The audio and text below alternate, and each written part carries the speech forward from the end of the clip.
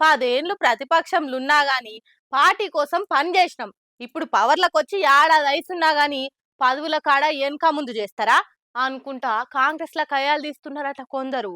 ఓ దిక్కు క్యాబినెట్‌లో కొత్తగా ఎవరికి జాగ దక్కుతది అనే తీరొక్క వార్తలు ఇనొస్తుంటే, కొత్తగా పార్టీ మహిళా అధ్యక్షురాలి పోస్ట్ మీద కూడా లోపల లోపల లొల్లి బానే అయితుందట ఇట్లా.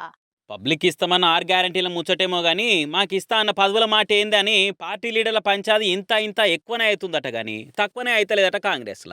తెలంగాణ కాంగ్రెస్ పార్టీ మహిళా అధ్యక్షురాలు ఎవరన్న ముచ్చట మీద ఇంకా కూడా క్లారిటీ రాకుండా అయింది పోరి. ఓ దిక్కు ఇప్పుడు అదే సీట్లున్న సునీతారావు ఇంకా కూడా ఆ పదవిలోనే ఉంటందుకు ప్రయత్నాలు చేస్తుంటే, ఇంకో దిక్కు కొత్తోళ్ళు కూడా అలా ప్లాన్లకు పదునులు పెడుతున్నారు. దాంతోనే నాకు ఏదో ఒక పదవి ఇచ్చినాకనే కొత్తోళ్ళని పెట్టాలని కండిషన్లు పెడుతుందట ఇప్పటి ప్రెసిడెంట్ సునీతారావు. లెక్కకైతే మహిళా కాంగ్రెస్ ప్రెసిడెంట్ గా సునీతారావు పదవి కాలం ఓడిసి 5 నెలలు అవుతుంది. కొత్త ప్రెసిడెంట్ ను కూసబెడతాందుకు కూడా పార్టీ కసరత్తు చేస్తున్నది. దేశంలోనే ఎక్కువ సభ్యత్వ నమోదులు చేపించిన, పార్టీ కోసం మస్తు ఉద్యమాలు చేసిన, 80కి మీదనే కేసులు మీదేసుకున్నా అనుకుంటా జాతీయ మహిళా కాంగ్రెస్ అధ్యక్షురాలు తాను కూడా మొరబెట్టుకుందట సునీతారావు. ఒకవేళ నన్ను గాని కొత్త అధ్యక్షురాలను పెట్టే ఆలోచన ఉంటే పార్టీ కోసం పగబట్టినట్టు పనిచేసిన నాకు నామినేటెడ్ పోస్ట్ చేయాలని ఒక్క తీరు అడుగుతుంటా ఇటు పార్టీ అటు సర్కారు ఉన్న పెద్దల ముంగట డిమాండ్ పెట్టిందట.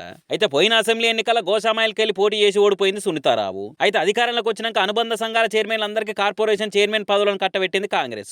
దాంతో ఇప్పుడు పదవి కాలం ఒడిచే వరకలా నాకు కూడా పోస్ట్ చేయాలని గట్టినే అడుగుతుందట.